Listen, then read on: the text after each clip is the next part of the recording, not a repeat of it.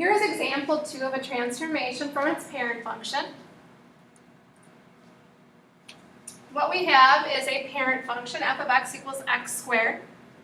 X squared is not an absolute, I just didn't change that. It is a quadratic function. Quadratic. All right. So now we have g of x equals x squared plus 5.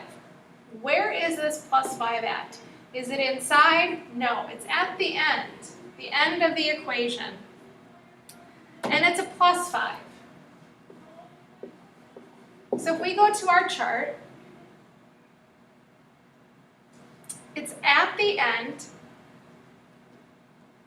it's outside, so that's going to affect the vertical axes, the y-axes. So we know it's a vertical shift.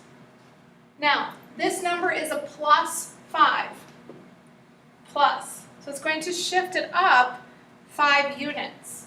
So when we write the rule here, we're affecting the y, so we want to go up 5 units. Every y value is going to be up 5 units. So let's go ahead and describe it verbally. It's a vertical shift up 5 units. Now as our rule, here is x, y, every original order pair for the parent. And we want to change all of those y values by adding 5 to them, pushing them up 5 units. So our rule then is going to be plus 5. I'm going to go ahead and write that up in my box here, plus 5 on every y.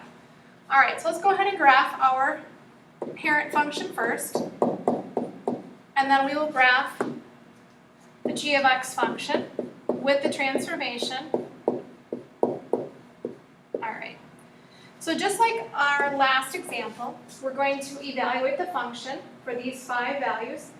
So negative 2 squared is 4, negative 1 squared is 1, 0 squared is 0, 1 squared is 1, 2 squared is 4. All right, so let's graph those ordered pairs. We should come up with our U-shaped parabola.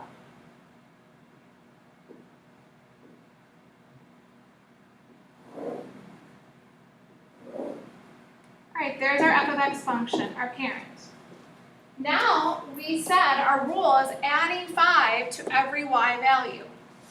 So we're going to keep all these x values as they are. So just repeat that column.